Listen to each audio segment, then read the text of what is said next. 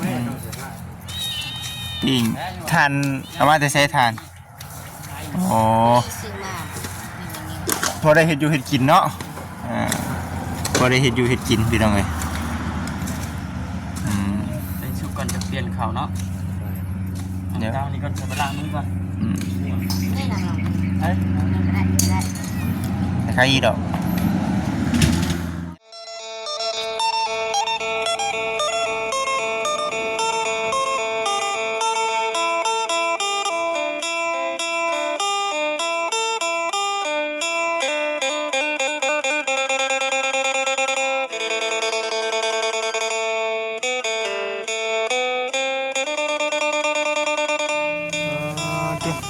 จักแม่นผู้ใดอะไร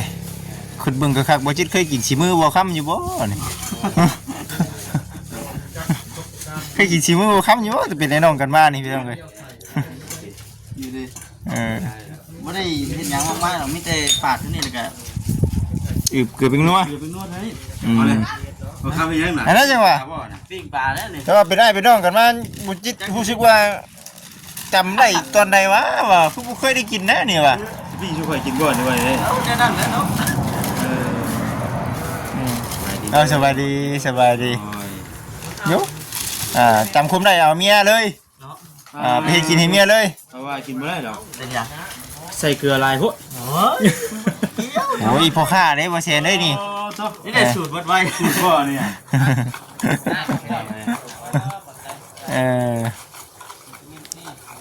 ปิ้งเรามีวะให้ซื้อมาให้อีกเด้ไม่ปิ้งเนาะคู่นั่งจากปิ้งแล้วก็เผาได้บ่เนาะเผาน้ำเด้อกินโนดกินโนดจะได้เผาได้น้องบุญทวีเอ้ยฉันมากินได้นี่ปุ่นเลยตอดน้องเพิ่นน้ำสูตรเบิดไวสูตรเบิดไวเทคโนโลยีเกลือได้ไหมอันนี้ได้ดิใช่ไหมอันนี้ได้อยู่กับพวกดิเอ้าเนาะได้คือผลสิตกเลยมันนอนใช้น้องบุญทวีขึ้นนี่นอนในเฮือนโอ้นอนในเฮือนน้องเสียผ้าโอ้น้องเสียผ้านอนกับพ่อสร้าง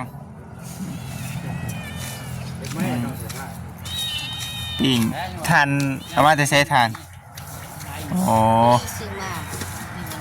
พอได้เห็ดอยู่เห็ดกินเนาะพอได้เห็ดอยู่เห็ดกินพี่น้องเลยได้ชุบก่อนจะเปลี่ยนเขาเนาะเดี๋ยวนี่ก่อนจะไปล้างมือก่อนใครอีดอกยังเบิดเท่านี้บ่ปลาทูบ่าวมาเบิดเท่านี้บ่ยังอยู่บ่เอาไว้ปิ้งกินพี่น้องเลยเนาะตั้งแต่ทางแม่เบาอย่างก็เบานิ้วเนาะกายเลยทุกกายเลยกายอยู่บ่เสร็จกุกไปเนาะสิ่งเร็วมันนิ้วสิ่งมันก็เร็ววางตามแก้วได้เด้อเบานั่นเพิ่นบอตัวน้องผัดไส้พี่น้องเลยเนาะทางซอยนั่นระวังเตนเด้อระวังเตนได้ล่ะมือเราไปเห็นเตนมันบ่ป้ามาปวดน้องไงนี่นะน้องกินบ่โอ้มีมังบวบใบแกงใช่น้ำไหมบ่แกงเป็นยังบ่แกงน้ำไหมใครยุ่งกันเปลี่ยนเนาะโอ้ถือทางไหนลายที่ยันเตนนั่นแหละคือบินฝึกอยู่ระวังเด้อมุ้งตู่เลยเนาะหมุดหมดเลยใครเนี่ยแต่คนยังบ่ทันมีเมียเนาะใครเนี่ยแต่คนยังบ่ทันมีเมียว่ะคำแตนต่อไปนี่ยังว่าผู้มีเมียน่ะบ่จื้อผัวได้เนาะเมียบ่จื้ออันนี้ใครแน่บ่มีผู้ใดน่าสังเกตเด้แม่เนาะเอ้าแม่นบ่ลูกชายกูติเนาะเอาพี่น้องเอ้ยบ่เยอะบ่หัวกันไปมีเป็น เอาปิ้งเฮ็ดน่ะเบิดแล้วบ่ ขอ ปลาไปปิ้งอีกเนาะ ทานเฮามันได้อีบ่ทานเฮาน่ะ ได้อยู่ มันมีไฟอีบ่นี่ นี่ เอาทานซะอีกให้มันทานตัวก้อนน้อย น้องๆอาบน้ำอยู่นี่นะน้ำมูลที อืม โอ้น้ำมือเด้เนาะคันว่า แม่น คือว่าแต่บัดนี้มันของน้ำก็ได้สิแล้วเลยอาบน้ำอาบในมันก็บ่หนาวแล้วบัดนี้ต้องดูพัดลมบ่รวมพี่น้อง อีกจังหน่อยก็ได้ใช้งานแล้วเนาะ พี่น้องก็ได้ใช้งานแล้วเนาะอึบเนี่ยพี่น้องเอ้ย รถติดแล้ว ปีหน้าปลาบ่ปลาสบายดีเด้อ มาดิ เนาะ ดีได้หิวข้าวอยู่เนาะ เนาะ วันนี้ได้ที่เลยสิเป็น ผักส้มผักแซน้ำบุญทวี บ่ บ่ เห็นหนังสือปางว่า ปลาตกใหญ่เนาะ มีแต่เมนูปลานะวันนี้นะ โอ้ปลาลูกมิดจ้ะใช่ ปลาลมมิด ปลาลมิดปลาทูปลานิ่งระวังตีเด้อน้องใส่ผ้าเด้อคุณคักก็ดีเนาะFC เพิ่นว่าแฮงว่าบิงออกเนาะน้องใส่ผ้าเอ้ย คุยขึ้นบ่ ไม่คิดกว่ามันนิ่วนี่จ้ะ เนาะ บอกว่าบ่อยากซ้ำมันนิ่ว แต่คิดกว่ามันนิ่วนะ สิชามานิวแล้วฉันเนาะ กว่ามันนิ่วอีกแล้ว สอบก็ ตอนนั้นมันนิ่วทำเอาบ่แบบเราบ่เอา เอาไปมาสิซ้ำกันได้ดิ จนมันบัดนี้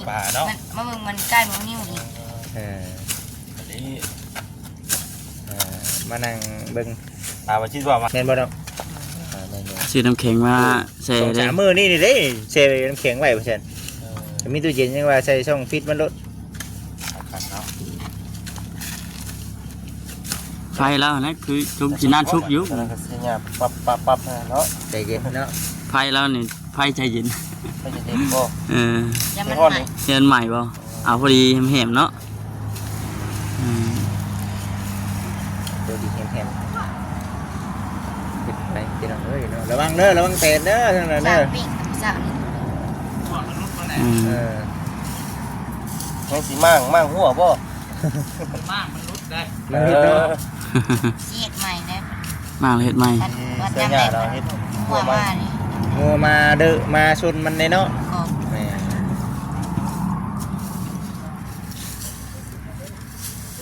ไปพี่น้องเอ้ยเนาะ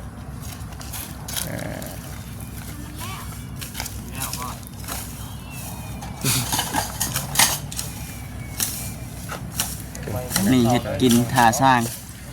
สร้างเพิ่นเฮ็ดเวกเมื่อย วันนี้ไม่ได้ให้ช่าง ปกติเนี่ยมีแต่ช่างๆเพิ่นเฮ็ดว่าซั่น เฮ็ดเองมื้อนี้เนาะ อืม เฮ็ดชูพอสร้างกินได้มื้อเนาะ เอาพี่น้องเอ้ยอย่าลืมโปรโมทน้ำในเด้อน้องใส่ผ้าเด้อเนาะปลาทูไอจิตนี่แซ่บสิดอกเด้อแล้วนี่อยู่ห้านได้นี่ห้านเบาเองได้ อืม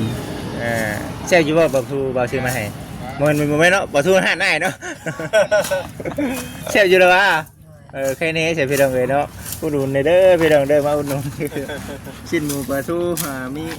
เพิ่มเมนูใหม่อีกกุ้งเด้อพี่น้องเด้อ มีกุ้งอีกบ่ มีกุ้งอีกจะเอาปลาหมึกมาน้ำอีกแน่บาทนี่ ให้คักบาดเนาะ แม่น ก้อนหินน่ะเอาลงดูเป็นหยังไฟแห้งบ่ เอาลงเลย ฮะ มันสิ เมื่อยเลยบ่คิดเมื่อยแล้วบ่ชันน้องเมื่อยก็หยุดแล้วเนาะบ่เอาตัวแน่แล้วเนาะเรียกของเด็กเนาะน้องไฟใส่ เริ่มสิแหมเขาได้เนาะตัวนี้ ตัวนี้ตัวใหม่ ตัวใหม่ตัวนี้ เนาะบัดมัดเข่าคนเข่าบ่เห็นจมบ่เมื่อย แรงเลย